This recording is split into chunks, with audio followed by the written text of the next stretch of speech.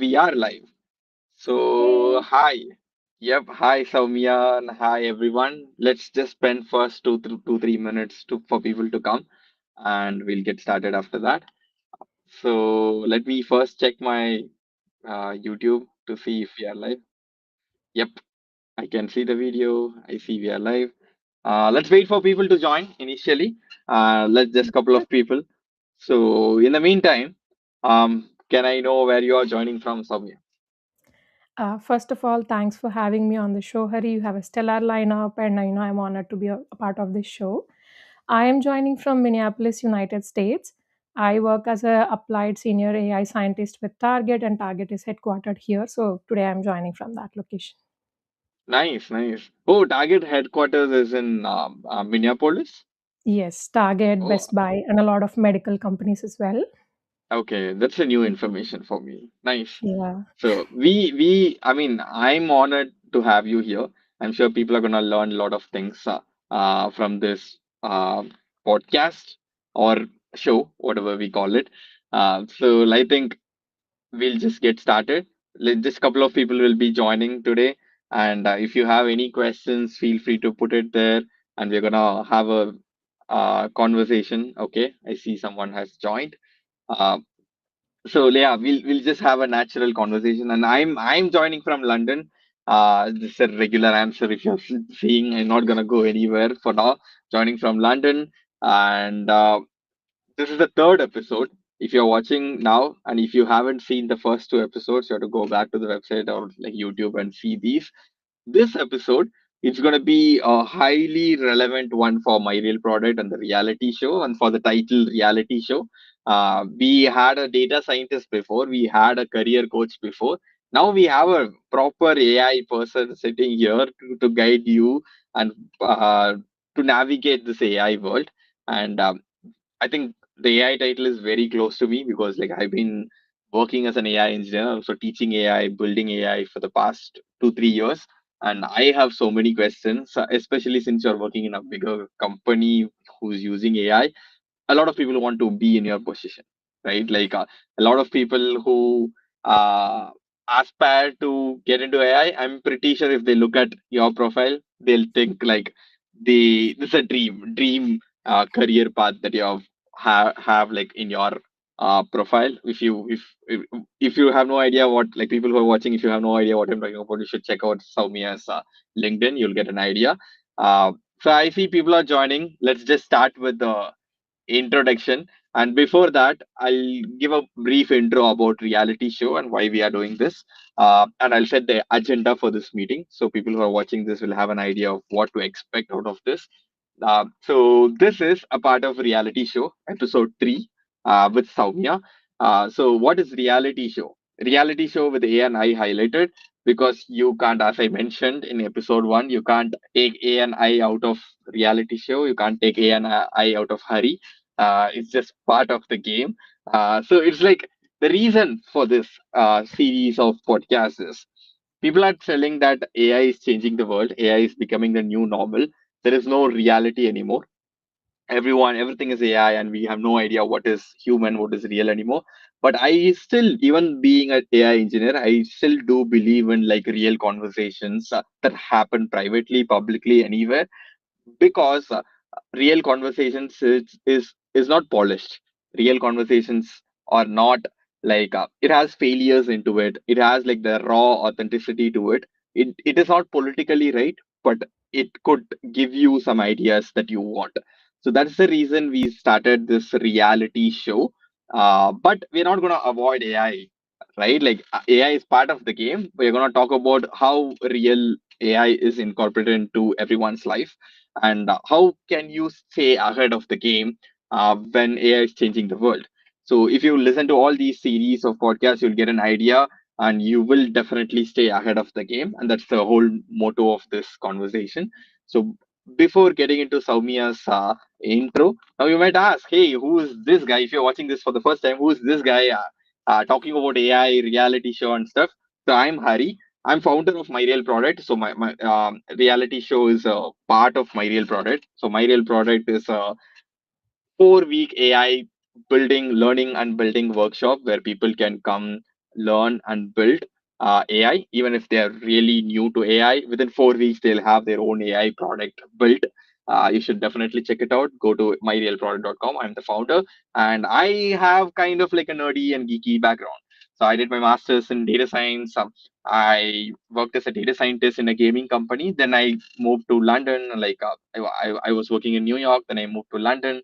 I worked as a senior AI engineer in a YC backed startup. Now I quit my job. It's a very recent news. I quit my job and I'm currently building my own company. Uh, that's the reason that you have. Thank you, Sowmya. And the reason that you have to listen to this is, uh, I think I'm a pro AI guy, as well as I'm also a guy who wants to understand what's beyond AI and how can you break into AI, and also how can you stand out when AI is going to take over the world, right? That's so I'm bringing a lot of guests who can answer this particular question, and today's guest is Sowmya. And as I mentioned, Sowmya is really special because it's a very relevant guest that we got on this series. And I would let Sowmya to introduce yourself. Yeah, once again, thanks for having me over. I am impressed with your background and all things AI you have mentioned so far. And I didn't realize AI, the letters are in your name as well. So I think that's a beautiful coincidence there out there. Yeah, so definitely, like you said, there is no way to separate AI from the current reality. If you kind of look at this, I also have this AI based poster of my favorite movies, and I have a quote there, reality is only a simulation. So it's kind of Which really movie is that? feel. Sorry. Which movie is that? Actually, it's a mosaic poster of multiple movies I like. Her Okay, movie is one of my okay, favorites, and yeah, different other movies of based on science fiction and AI. I also nice. have this feeling at times that all the science fiction movies that are based on AI in the early 2000s, now all of those are pretty real, and reality and simulation are merging is the feeling I have too. And I am also like putting myself out there, like you said, to understand how real world is getting shaped by AI, especially in various sectors, various roles, various walks of life, be it at an everyday user level or at an enterprise level. And that's one of the reasons why I am being part of all of these efforts to learn and also share back my learnings. Yeah, a bit about my background. I have been in the AI ML space for over a decade. I have started working with companies like CEB and Gartner. And initially, I have done HR. I have worked in HR analytics space, which was a very niche space for machine learning. No Hmm. one literally was building machine learning models for HR analytics, and this is back in 2016. So my experience started with that. Later, I went ahead to diversify my portfolio, and I was part of Amazon Web Services (AWS), and I kind of worked on their consulting wing, work, implementing AI ML projects for various clients of AWS. And then I had like a brief career break stint where I pursued something of passion, and that's when Chat GPT and all these things launched, and I have to come back to the AI space again to pursue IT and AI. And that's where my stint with Target started. In this role, I am part of a centralized Gen AI expert team. In a similar consulting fashion to AWS, we embed with various product and business teams inside Target, help them identify various use cases of potential that Gen AI can be solved with, and then do a POC, a MVP, and then eventually productionalize it if there is ROI and value and impact created with those use cases. So yeah, that's a bit about my work experience. And I also have a master's in data science and product management from University of Illinois Urbana-Champaign. Undergraduation is in computer science. And on a personal note, I'm a new mom, a mom to a 10-month-old, and figuring out motherhood, AI career, everything all at once. So yeah, that's a bit about me. Yeah, that should take a lot of multitasking, I guess. That's really cool. Yeah. So yeah, For sure. so I think people who are watching now, they would have understood why I mentioned it's a dream career. Like I think you also started with the TCS, right? Your first job. And Yes. then I think yeah, you did your masters, and now you worked in Amazon, now you're working in Target, like all these like gems that people want to collect, you've already collected. And this is like a super cool journey. Now I want to understand how to get there. So people who are watching this, by end of this video, you'll definitely get the blueprint or roadmap behind how Soumya did it and how you can do it too. And so now it's time to set the agenda. So the agenda for this call is going to be this. As usual, if you're following this series, you'll know it's going to be divided into like four chapters. The three chapters are going to be the actual section, which is divided into like past, present, and future. To dive into past, what Soumya did first and how she started her career and what was the situation back then. Like since you mentioned you built like analytics, machine learning in 2016, want to understand and dive deeper. And present, what do you do and like how AI is changing, how interviews are changing, how can one get into an AI role in a big tech company, and the future, and how do you think it's going to evolve later, and any tips to cope up with the AI taking over the world, right? All these things. And finally, the fourth final section is going to be Q&A.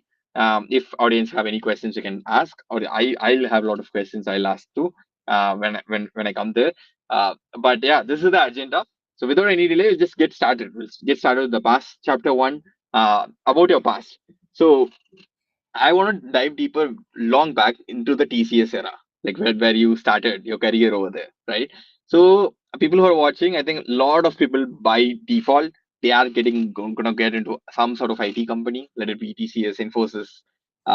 If you're from India, most probably you're gonna start your career here, or it could be some management consulting, Deloitte, EY, or something similar, right? So you started there. So what happened? Like, is it like an on-campus placement, and how did that happen? What kind of interest did you have back then? Oh my God, that feels like a very long time ago.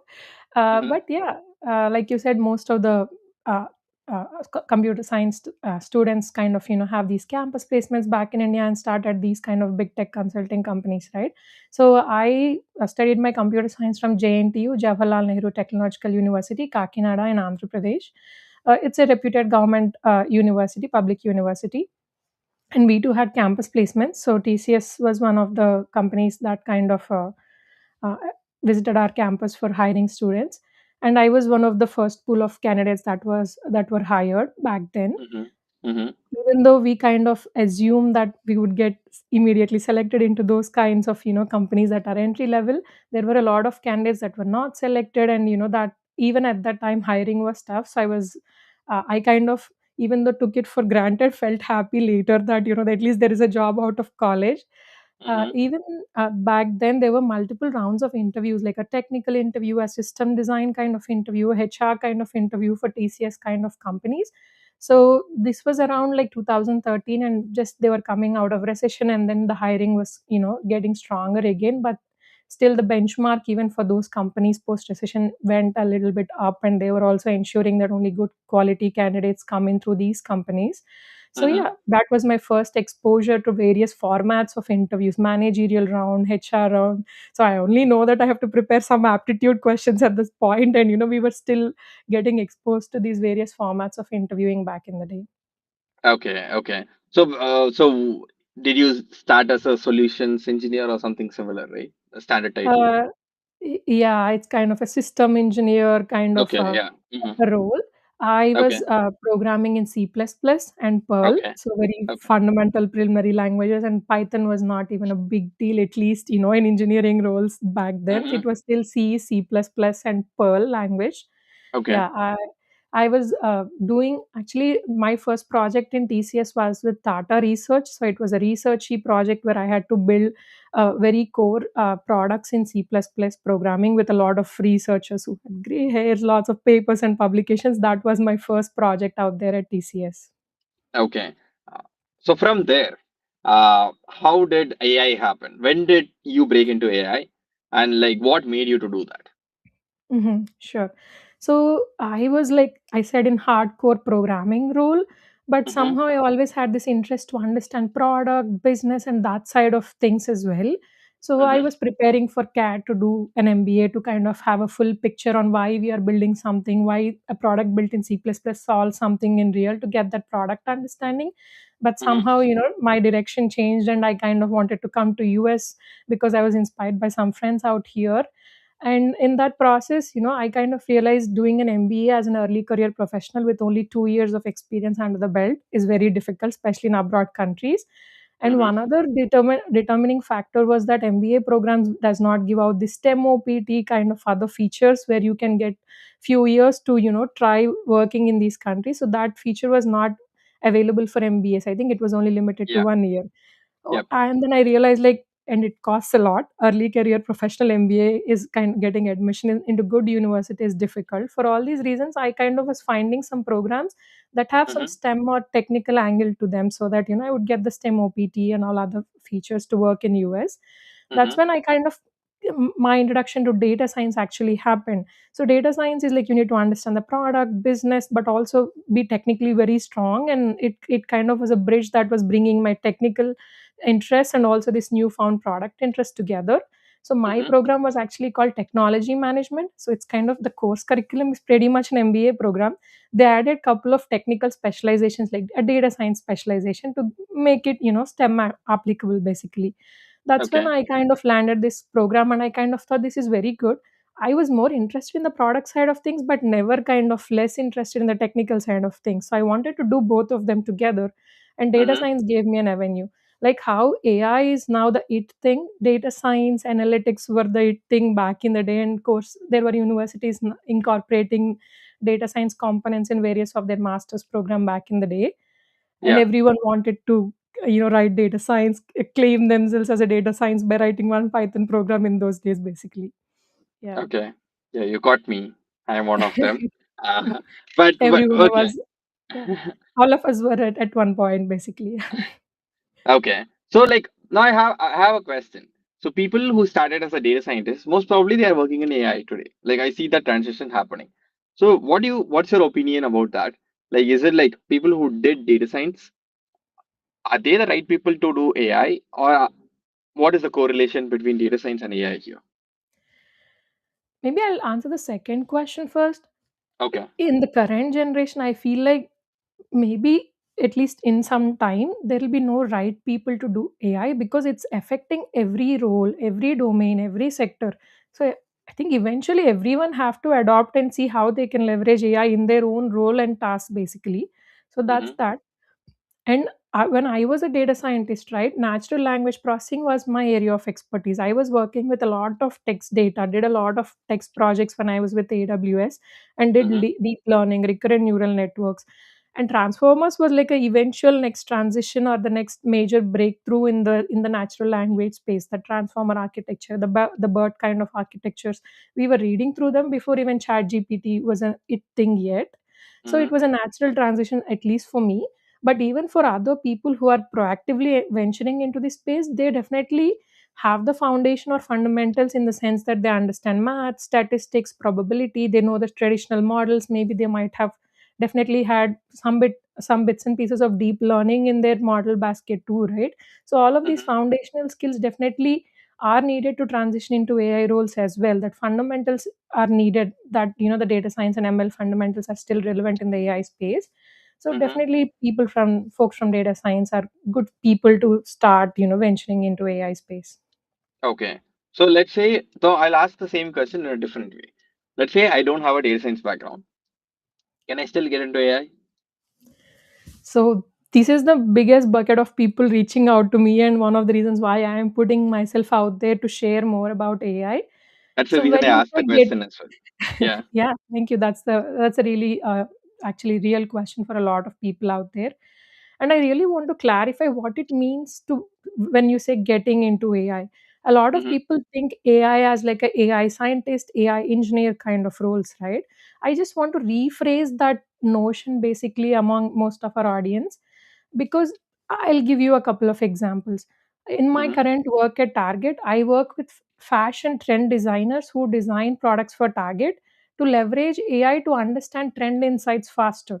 So when there's a Okay. Paris runway show that's happening, I'll Mm-hmm. kind of use AI to tag images from the runway show so that they can understand what is the color that's trending in the Paris runway show, what is the kind of fabric that's been trending. So a Mm-hmm. fashion designer can actually use AI for this purpose, right? So do Mm-hmm. you call or consider that getting into AI? Mm-hmm. I say you should basically. And Okay. in another world, I have built natural language to SQL kind of AI chatbots. You give a natural language query on your data, it then brings back the data. It also generates a visualization and answer your question. You are a data analyst, a business analyst, a product manager, and any person trying to understand data. This is an AI use case you can do, right? So Mm-hmm. I would, like I said, getting into AI doesn't mean like completely building a full stack new skill set and moving into AI scientist or AI engineer roles. That is not the right way to think about it. So what Mm-hmm. is your role? What are the tasks in your role that can be improvised or enhanced with AI's efficiency? And where are the gaps where maybe AI cannot solve at this point? Can you be part of building such AI solutions if there is a right use case?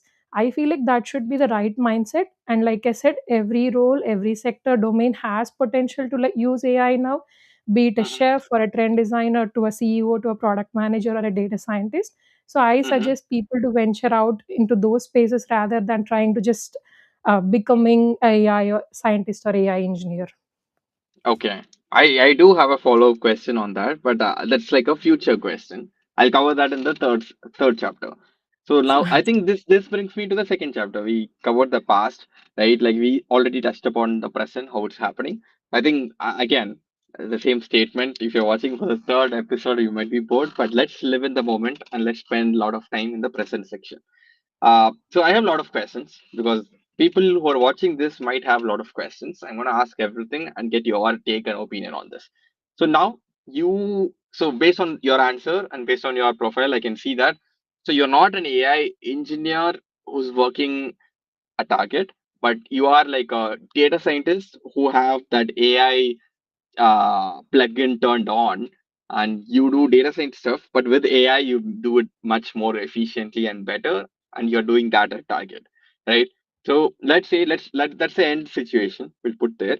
Now we'll start from scratch. I'm someone who's could be a recent grad, or I'm someone who have like no idea about like any of data AI. I'm not technical enough. Where should I start? And let's start there. Can you give a very short roadmap of how I can start? Sure. Yeah, I would say like there are courses like on deeplearning.ai by Andrew Nag, or even the Google company has a generative AI essentials kind of simpler certificates. They'll Mm-hmm. start by introducing what exactly is an LLM in very simple words. You do not have to break down into transformer architecture or attention mechanisms, but at a high level, how does LLMs work? What is prompting? What is prompt engineering? And how to, like you said, in 4 weeks build a simple AI product kind of approaches they have in these kind of courses. They are mostly free unless you want to get a certificate. So I'll Mm-hmm. say like start with those generative AI for everyone or AI essentials kind of broad courses to get a basic sense of what exactly this technology is. Mm-hmm. Whether you want to venture further into or not, that kind of exposure definitely helps everyone understanding what's happening around them. Mm-hmm. So once you do those basic courses, I'll suggest to figure out an area that kind of is intriguing to you, because there are so many directions you can take even in the AI space. Mm-hmm. Right now, I see like a lot of there's a lot of requirement in the market for actually AI engineers or AI operationalizing engineers who can maintain productionalizing systems. So we see reports where AI is replacing a lot of coding and computer jobs as well. But at the same time, there is also a lot of requirement for strong coders and strong system designers as well in this space. Mm-hmm. If you have a strong math background or logical thinking background, if you're interested in still coding, maybe an engineering direction, AI engineering, AI ops direction might be a thing. So based on that, we can figure out what courses they would like to do next.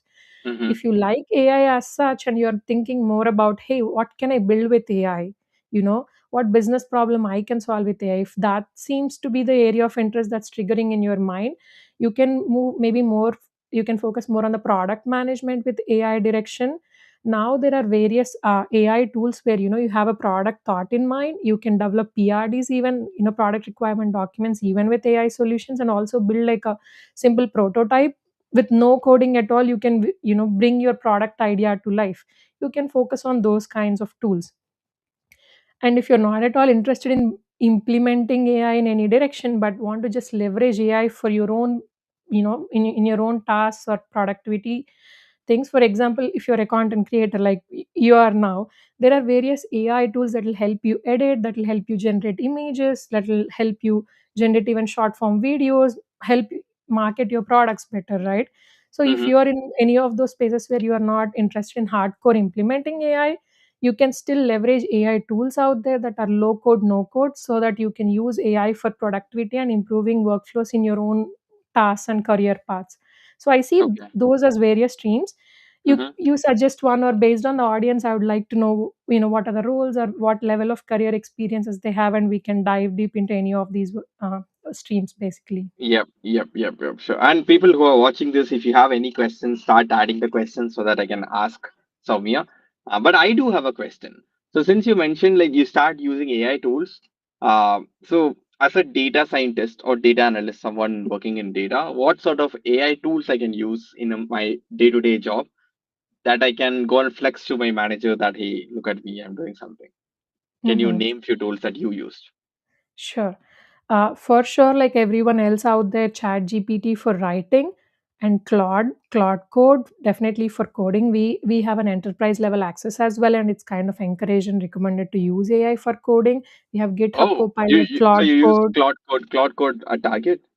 Yes, we use Claude Code. We have actually GitHub Copilot rather than Claude Code, but we use Claude models through the GitHub Okay, Copilot. We okay, have an enterprise Chat GPT. We have, enterprise GitHub Copilot, and okay. that's been generally available to everyone, not just data scientists. So anyone in Mm-hmm, coding or coding adjacent roles, they have access now to test with AI coding.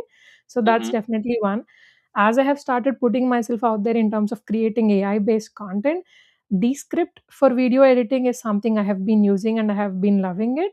I think mm-hmm, when I had a career break in the past, Descript was a very new upcoming startup and they reached out for interviewing me, and somehow I could not take that opportunity. But now I feel like it has blown into a really good AI based video editing product that I have been using. And mm-hmm, also I'm working on creating an AI based newsletter. Basically, it might mm-hmm. come later, but that's a little work in progress. For that, Okay. I'm using N8 kind of automations to kind Mm-hmm. of automate some of the manual process behind creating an AI newsletter. These are some like in work and also in my personal content creation journey. Okay. I think so this is kind of like I'm going back to the previous question that you already answered. So when I asked why data scientists are getting into AI, you mentioned people with because data scientists have math background, so it's easier for them to get into AI. So do you need math to get into AI? Like we said, to implement AI and understand Mm-hmm. why AI is acting the way it is, and to kind of build production grade AI systems, or build something tangible with AI, maybe you need to understand why it's working versus not. So for Mm-hmm. that, having that foundation math, stats, probability will help you understand or debug AI models and their behaviors better. But Mm-hmm. again, to use AI itself directly in product roles or even automation roles, you might not need to understand all the messy math behind it. You just need to understand maybe the simpler core concepts on why not, and you would Okay. still be able to use and leverage it. But to implement AI at an enterprise level or at even at a startup level, having that Mm-hmm. math, probability, statistics background will be helpful. Okay. So I see one question from the audience, but I'll go to that later because I do have one more in the present section. So like, have you sat in any interviews like to interview people? To interview people, yes, a little bit here and there, but I have been in more interviews than I have taken basically at this point. Okay. Okay, Yeah. okay. Okay, so or like maybe also based on the people that you have seen, right? Not just interviews, the people that you work with and stuff. Like, what is the difference between someone who is working in AI in a big company like Amazon, Target, or something, and people who are not working there? What is the difference in their portfolio or their resume that you have noticed generally? Mhm. One thing at a surface level is the tech stack they're using sometimes. Okay. Big enterprise people have multi-cloud kind of environments, they, across different projects. They use AWS, Azure, GCP, and they also use like more subscription based databases or license based programs as well. The tech stack seems kind of a little more enterprisey and like more licensed and paid versions, where a lot of Mm-hmm. smaller companies or startup companies try to use more open source tools, and kind of go with the free versions out there that are available. That is Mm-hmm. one. And again, it depends. Sometimes enterprise companies, when Target recent started adopting Gen AI, they were more interested in full out and out experimenting with Gen AI. There was no focus on revenue or ROI as much in the initial few years. It was full out and out experimentation mode. Given it's an enterprise company, they have the liberty to spend money just for Okay. pure experimentation, learning, and getting people excited about this technology. When it comes to Mm-hmm. smaller companies, maybe they do not have that luxury or budget, and they focus more on actually value use cases that will generate money in the short term, probably, right? So there are good pros and cons to both of them, and Mm-hmm. sometimes from pure experimentation also comes somehow research outcomes depending on the role or the company you are in. So that experimentation research happens more at enterprise or big scale companies, and Mm-hmm. more of ROI and true productization maybe happens at smaller companies at times. Okay. Big tech will definitely get there, but they might have some leg room before you get there sometimes. Mm-hmm. Fair, fair, fair. Yeah. And also, let me go to the question that's in the comment. Mhm. So for someone, I'll just like go parallelly whenever there is a question. I'll just ask that. So because Mhm.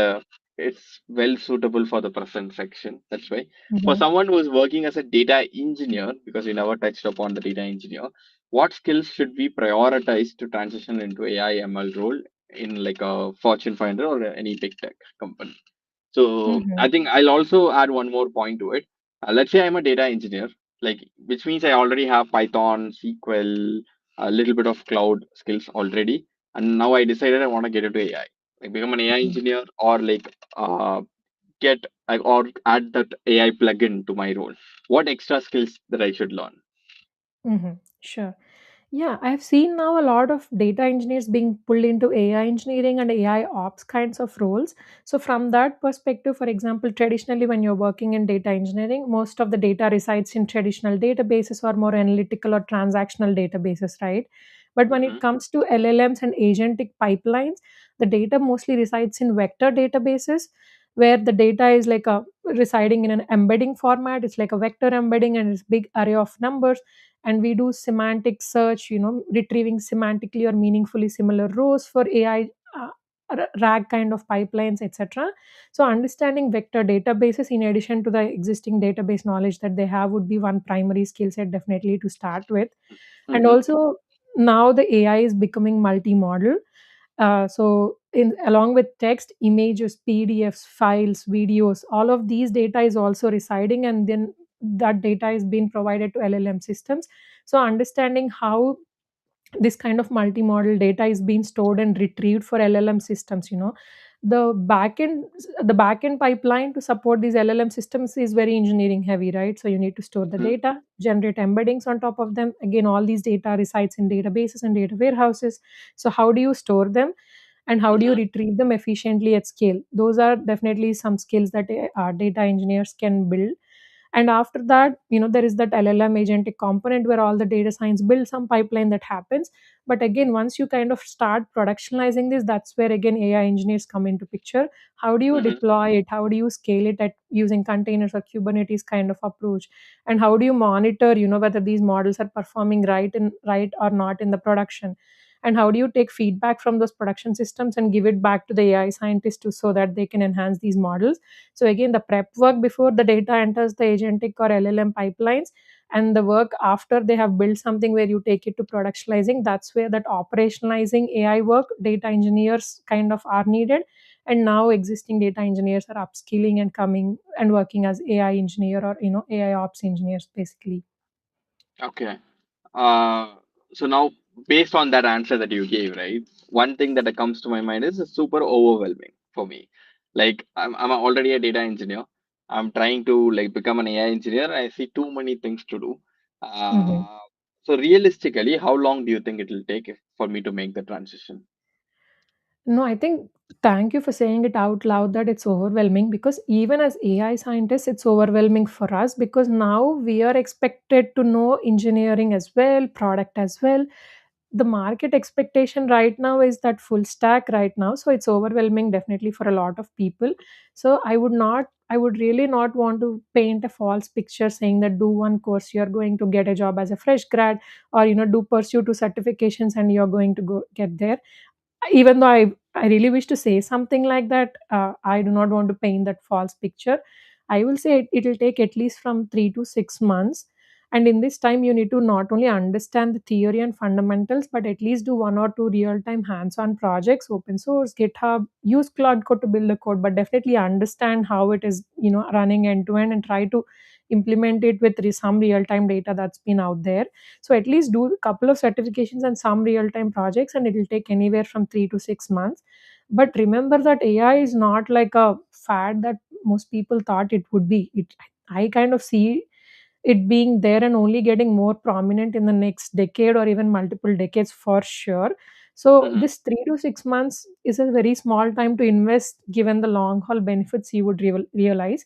So I would definitely say do some certification simpler courses, and then also some real time hands on projects, spend 3 to 6 months, and I'm that will definitely put you in a good place to at least start seeing interview calls. Okay. And to add a plugin here, if you want to do it faster, try my real product, because like I understand realistically it'll take 3 to 6 months if you do it alone, but forget about my real product. But generally, I've seen this happen. A lot of my mentees, like a lot of people who are like I mentored through my real product or apart from that. So if you have the follow the right community, and if you follow the ideal set of tools and like the resources, even the resource that you mentioned, deeplearning.ai is a really great resource. I learned AI from that, right? So if you follow the right resources and if you build while you learn, because today learning became much easier, right? Like if you go to ChatGPT today, I know you put some technical terms in the last question, like a vector database, like semantic search, and all these things.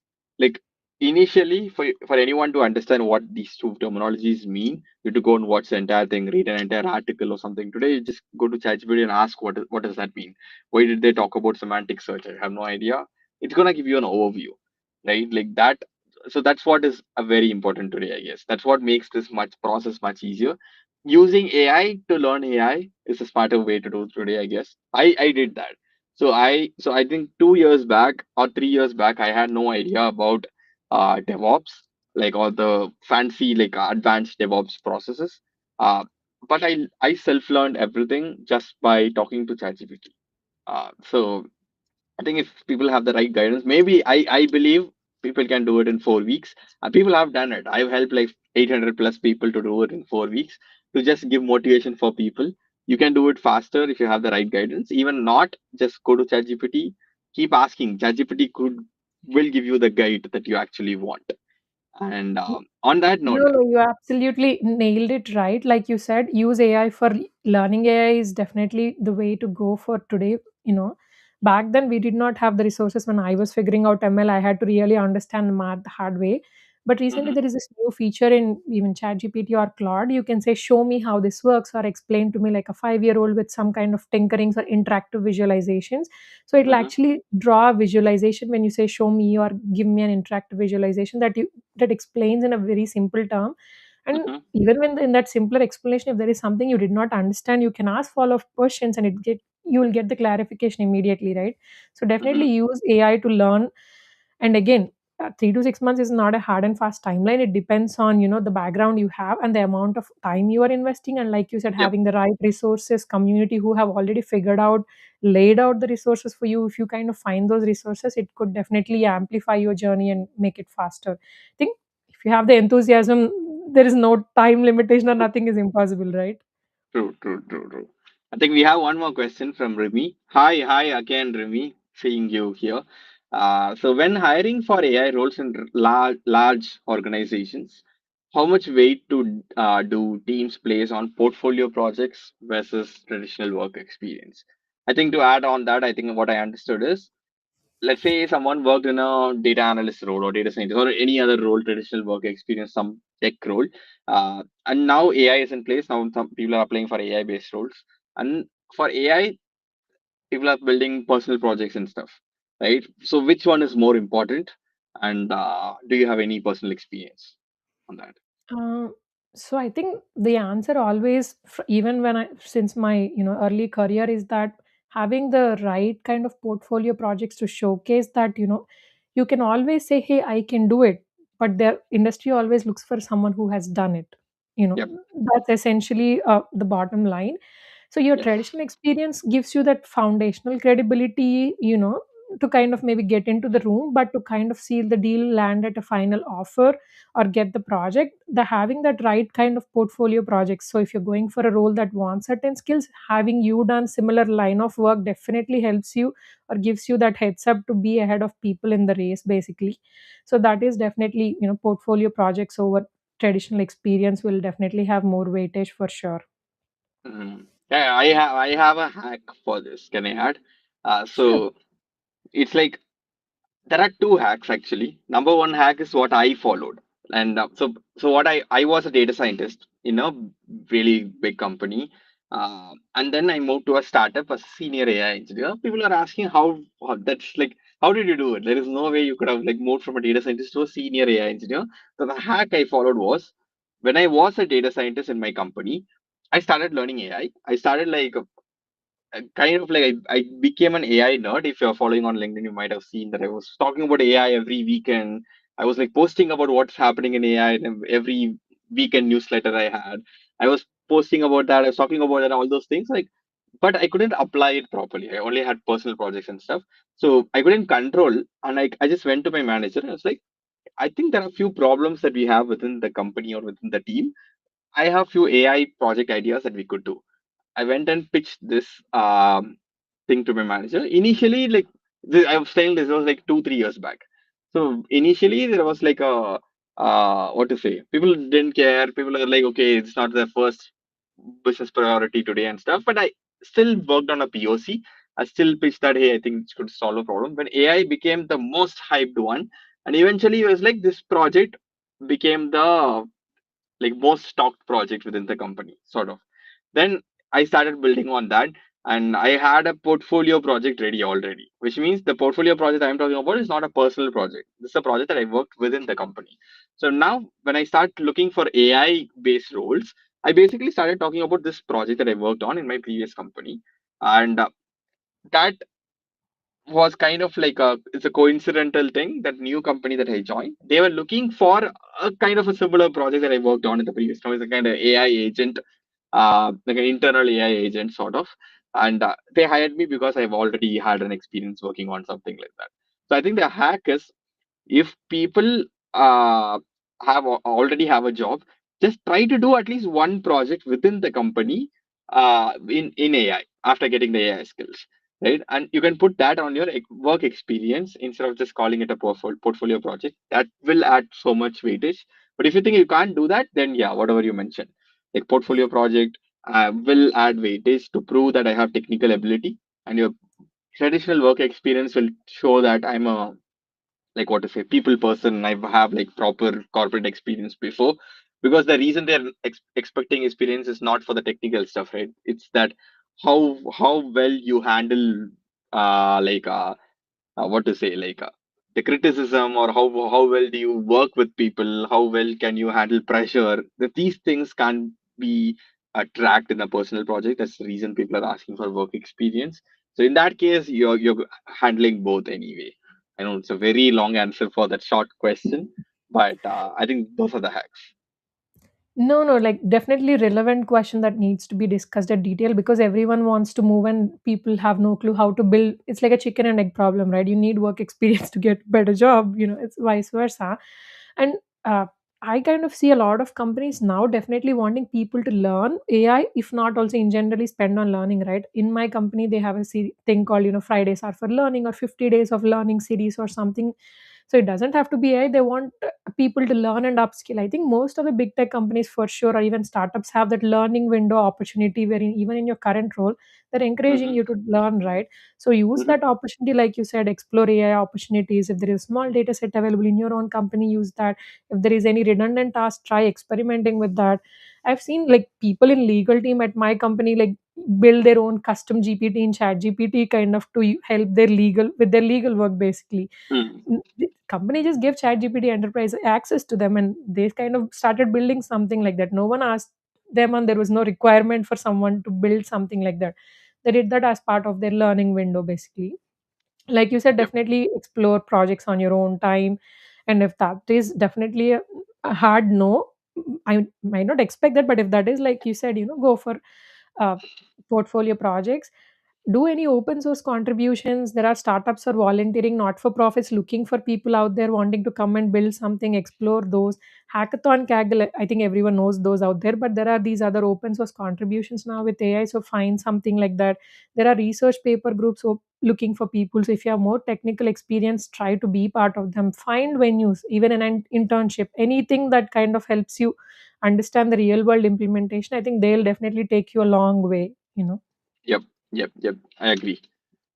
I think we have one more question. After this, we'll go to the chapter three, the future of work, future of AI and stuff. So, hi, how do we prepare for AI role for someone who has career gap for a year? They did not work as a data scientist or data engineer. I think there are two questions here, right? Mhm. So we talked about like data scientists and data engineer transitioning into AI. This the one question I see is for people who don't have a data background, how do they transition into AI? The second question is career gap. I think career gap became so normal today it is Mhm. not a big deal, I guess, personally. Right? Like I've seen a lot of people taking a career break and coming back. I think maybe corporate also started adapting. I'm pretty sure people are gonna see a little bit of friction because it's not ideal. But if you have a valid reason of why people took their career break and maybe upskill yourself during that break, come with a really solid portfolio when you come back, I'm pretty sure people can come back. But yeah, I'll let you answer, Sowmya. No, no, I think you said it right in terms of the career gap. Like I said, I had my a small career break after AWS. I took a break. I went to India during COVID for family reasons. I pursued some other passions I had, but came back. So I kind of initially was mentioning career gap and kind of being very transparent about it. There are people who still were welcoming that too, so that was like nice to see. But also you do not always have to highlight, hey, I didn't work. So you do not have to work at a Mm, employer to kind of claim, like you said, upskill traditional portfolio projects. Use some things that you have, use that time if you have done something, showcase that, and maybe focus on the learnings you had rather than the gap. Maybe that's what they're looking for, right? What is that you bring to the table is the question the other person has in mind. No, nothing else. They only care about what you bring to the table, so focus on that.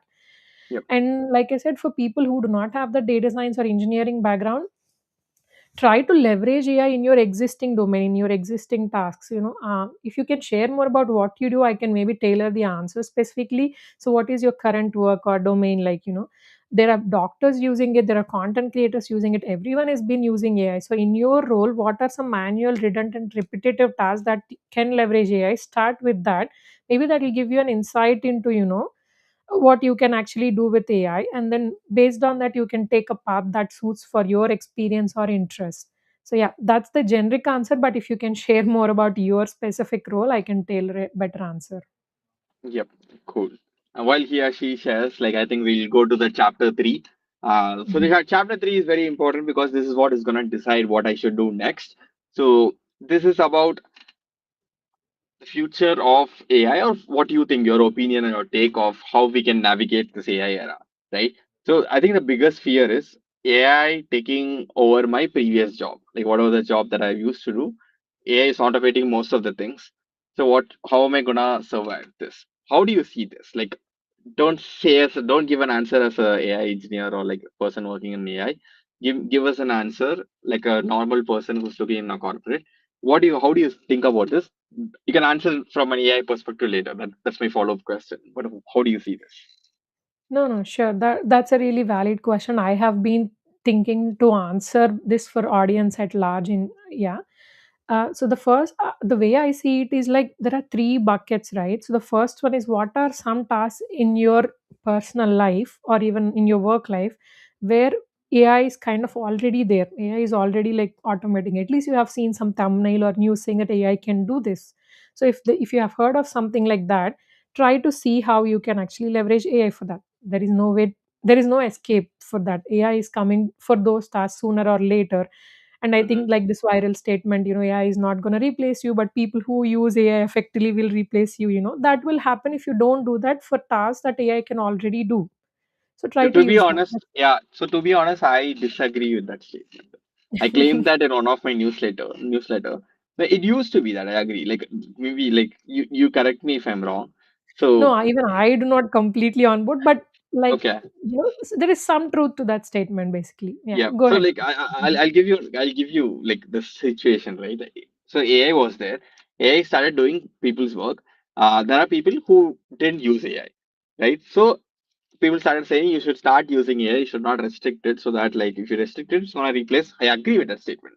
People who are using AI are gonna replace people who don't. I agree with that. But what I don't agree with it is AI is also gonna replace the people who are using AI, right? Like because like every day there are a lot of companies who are coming up. You go to Y Combinator companies, like every batch who are coming up, every company is an AI company, and every company you see that's trying to replace one job title. That's what people are trying to do. So if that's a situation, I'm pretty sure like data scientists, data analysts, right, let be anyone, right? Their work is completely automated using AI. So the real people who want to survive, I think the people who are not just going to use AI, but are also going to find the gaps that AI has. That's what I think you mentioned, and also Next build. buckets are basically that. Yeah, but go Yeah, ahead. yeah. So build that gap. So if you have to find the gap that AI has, you should also know how to build AI, right? You should not just be the one who's using the AI that is already built, but you should know how to build that workflow. You should know how to build that AI. So I exactly like if you are wondering what I'm talking like for people, I wrote a four stages of AI and how it's gonna replace people as a blog post on my Substack. If you go and read it, I kind of like explained like I, to be honest, I think it's gonna replace everyone. But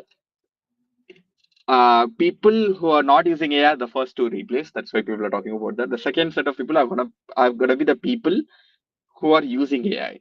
I'm pretty sure they're gonna be get replaced next. The third set of people are gonna be people who build with AI, and the final set is gonna be like people who find gaps that AI can't do, and be the person who's filling in those gaps.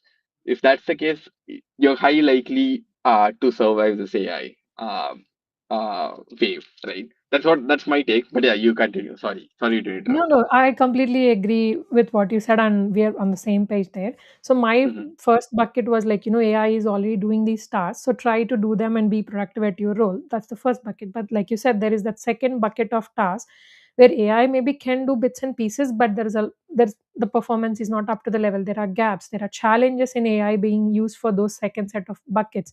So this is where basically you need to understand why AI is working versus not, identify gaps and see if you can build AI systems or maybe Hmm. better human systems to do that spaces. So Hmm. that's where you would become the not only a power user of AI but also like the one who is building the future basically in your workspace using AI or not. If AI can't solve, then you build that manual systems, right? Human True. powered systems. So that is also a crucial skill.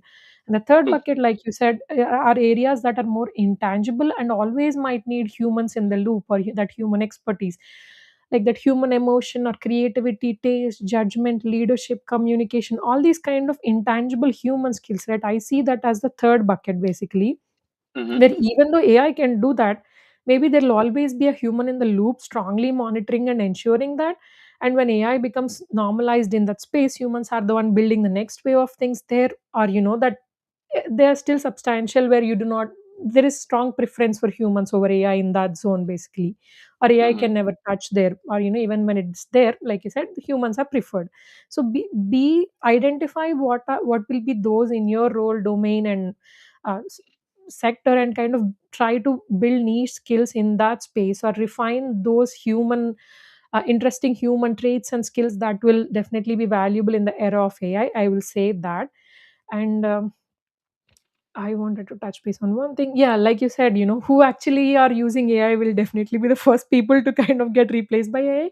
Even if you have seen the latest Anthropic report that talks about, the careers and roles that are at stake, the 75% probability are computer programmers, data Software scientists, AI engineers. scientists. We use Yep. AI, we build maybe better systems, and we are it's like, you kind of basically bringing down your own branch of the tree. So you Yep. work and build those AI systems, and maybe these many AI scientists are programmers are not even needed anymore. So those will be the first people who are actively using AI and building AI that might get replaced. So there is that Yep. truth. But even in these roles, right, architecture design, system design, and understanding the product and bringing them together, or managing a team maybe with human emotions, these skills will still prevail. So it'll be lesser people, but people with those skills. Yep. Someone asked this question. Mm. Let's assume someday if everyone is replaced by AI, what do you think people are who got replaced will do back to farming? I think robots will be there to do farming. So I think you watch this Nikin Kamath and Elon Musk podcast, right? Elon Musk would Yeah. have mentioned 10 years from now, no one has to work. So everyone will still work, but it'll be like a hobby. Today, like we do painting not to make money, but to just chill. Maybe we'll just go and code to just relax our mind, but not because your boss is asking you to work. Maybe, right? What's your take on this? No, I mean, that sounds really utopian if that happens. But how do you afford these AI services, right? AI can do everything, but how do you afford those AI services is one question that still keeps bothering me. And this is again my personal view, and I still have a lot more questions in this space. I kind of see a new economic model or a more government subsidized model where AI kind of, I mean, the governments will work with big corporations, or big corporations take a philanthropic route because the technology is there, but there is no money, or the usual economic model where people can afford them. So basically there will be that technology is there, it's subsidized for people to use it, everyone can get some basic set of AI credits or resources so that you can continue using AI is one thing. The other kind of dystopian view is that, yeah, the tech AI can do everything, but there is no money, there are no jobs, how will people earn? And AI is concentrated by very few wealthy billionaires, and only they own all the AI systems basically, and the 99% of the people have no way to earn or afford them, right? Then there is no point of even having these AI systems, because if it has to be bought and no one can buy, that won't work. So, and the 99% of people will form coalition saying, I provide value or I provide service as human. Do you want to buy? It'll become a barter system of like services and goods being exchanged between the 99% human because they cannot afford AI. That's a dystopian way, a view of things, basically. True. And I kind of see it as a science fiction situation between haves and have-nots and all those kinds of sci-fi movies.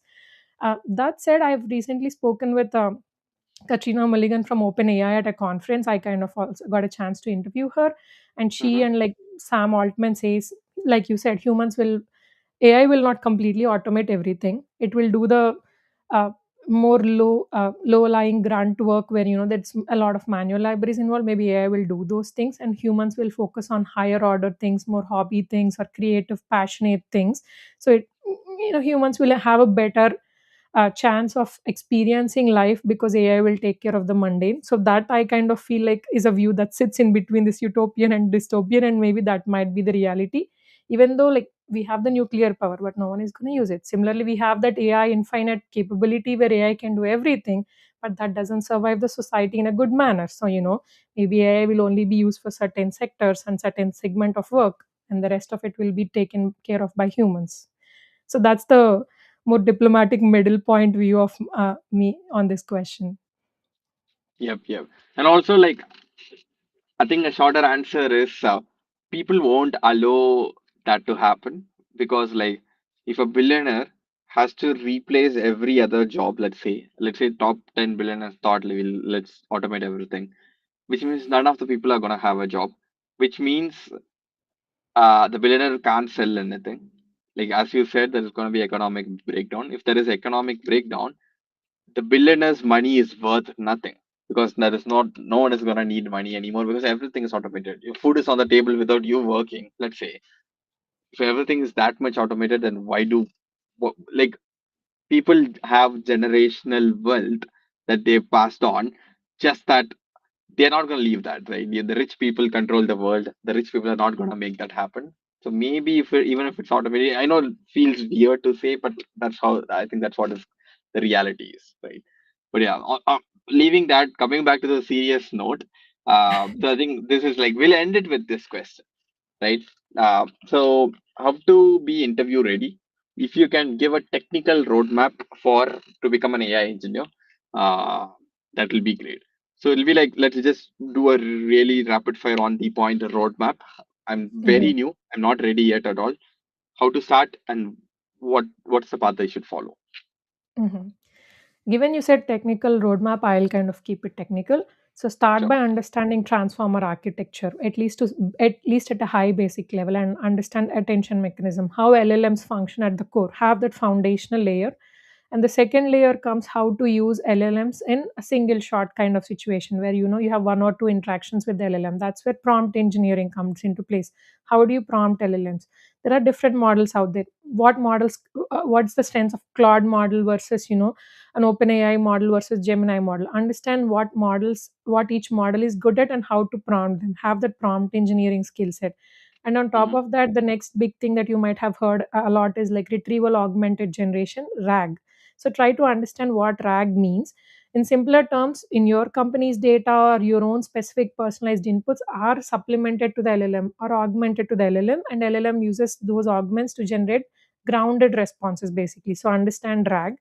And the fourth aspect is definitely agents are everywhere in 2026, and definitely understand what's the difference between using LLMs a traditional way and what does it mean to use them in an agentic way. When do we need a traditional workflow automation? When are agents kind of needed? Basically, have that core understanding of what's and whys along with foundational architectures of all of these. And in the agentic space, at least pick one framework. There are many out there, but I would suggest LangGraph. Try to build a simple agent, even like a ticket booking system or a simple customer service chatbot, or have at least 2 to 3 steps with any problem you are trying to solve, and build a simple agentic workflow. Think at least these are important. And along the way, like I said, if you're targeting more engineering roles, understanding vector databases and some kind of CI/CD AI ops pipelines, those definitely are important. The last segment is AI evaluation, guardrails, AI governance frameworks. Just if you're in any regulated domain like healthcare, finance, banking, where you can't simply go and say, I'll build an AI agentic model, I'll give all the company data. Don't do that.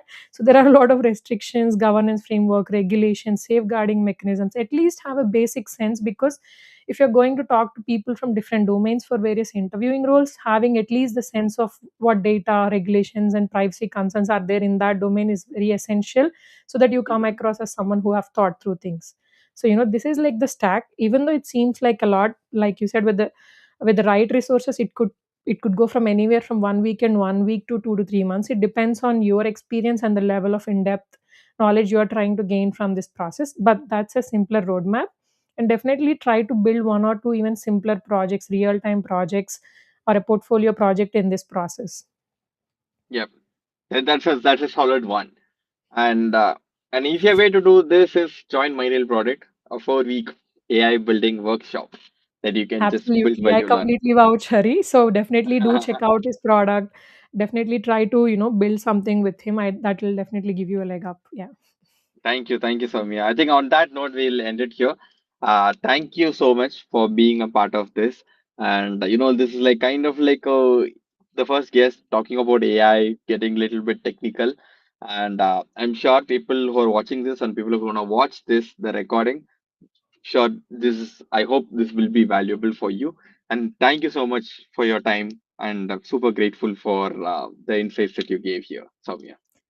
Yeah, it's so much fun being here. I think we talked some technical aspects, but also talked about the philosophical utopian aspects of AI. So it's a very fun chat. And thanks for everyone in the chat section chiming in and with your questions and being part of this session. Hope there are some insights and takeaways, at least for you guys, for spending some time here today. Uh, Yeah, absolutely, Soumya. And I'll end the stream and thank you everyone for being spending like your 1 hour watching this. And